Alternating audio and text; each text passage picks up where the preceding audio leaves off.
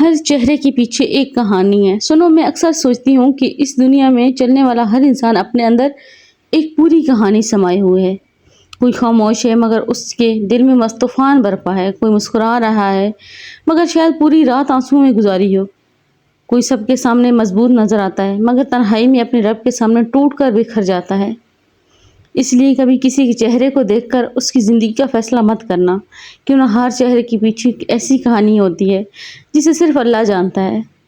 اگر کسی کی آنکھوں میں نمی دیکھو یا اس کی پیشانی پر فکر، غم یا پشیمانی کی لکیریں نظر آئیں تو اس سے سوال کی بارش نہ کرو۔ ہر زخم کو الفاظ کی ضرورت نہیں ہوتی، کبھی کبھی صرف ایک نرم لہجہ، ایک خلوص بھری دعا اور ایک تسلی دینے والا جملہ بھی کسی ٹوٹے ہوئے دل کو سنبھال لیتا ہے۔ تم اس کے دکھ کی پوری وجہ جانے بغیر اس کے لیے آسانیاں کا سبب بن سکتے ہو۔ اگر کسی کو دل کھول کر ہنستے، مسکراتے یا خوشیاں بانٹتے دیکھو تو اس کی خوشی پر حسد کرنے کے بجائے دل سے دعا دو، اس کی مسکراہٹ میں اپنی مسکراہٹ شامل کر دو۔ کیوں نہ خوشیاں بانٹنے سے کم نہیں ہوتی بلکہ بڑھ جاتی ہیں۔ ممکن ہے وہ شخص بھی بہت سے آزمائشوں سے گزر کر آج یہ مسکراہٹ حاصل کر سکا ہو۔ یاد رکھو، ہمارا کام دوسروں کی زندگیوں کی تفتیش کرنا نہیں بلکہ ان کے لیے آسانیاں پیدا کرنا ہے۔ ہر وقت یہ جاننے کی کوشش کرنا کہ کون کیوں ایسا ہے، کس کے ساتھ کیا ہوا، کس نے کیا غلطی کی، یہ تجسس آہستہ آہستہ دل کا سکون چھین لیتا ہے۔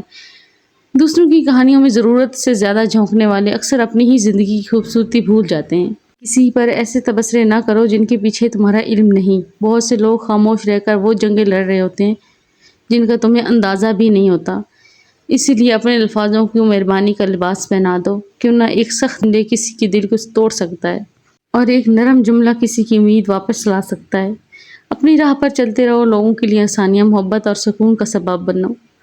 اگر کسی کا بوجھ اٹھا سکتے ہو تو ضرور اٹھاؤ، لیکن اس کی نجی زندگی میں بلا وجہ داخل ہونے کی کوشش نہ کرو۔ ہر انسان کے کچھ راز، کچھ زخم اور کچھ دعائیں صرف اپنے رب کے ساتھ رہنے دینی چاہیے۔ اور یہ بھی یاد رکھو، وقت ہمیشہ ایک جیسا نہیں رہتا۔ آج اگر تم کسی کے حالات پر فیصلہ سنا رہے ہو تو ممکن ہے کل تم خود اسی مقام پر کھڑے ہو۔ اسی لیے دوسروں پر رحم کرو تاکہ اللہ تم پر رحم فرمائے۔ ابھی کچھ وقت باقی ہے، کچھ سانسیں باقی ہیں، زندگی کے چند لمحات باقی ہیں۔ انہیں لوگوں کی کمزوریاں تلاش کرنے میں ضائع نہ کرو۔ محبت بانٹو، دعا دو، آسانیاں پیدا کرو اور ایسے انسان بنو کہ تمہارے جانے کے بعد لوگ تمہارا نام، عزت، دعا اور اچھے الفاظ کے ساتھ یاد کریں۔ یہی وہ سرمایہ ہے جو دنیا سے جانے کے بعد بھی انسان کے ساتھ رہتا ہے۔